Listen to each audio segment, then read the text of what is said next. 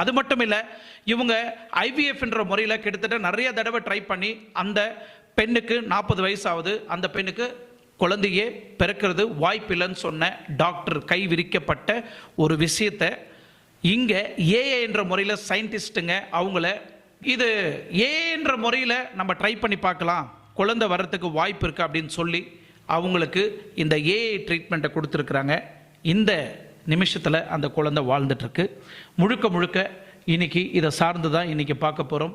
வாங்க வீடியோக்குள்ளே போகலாம்.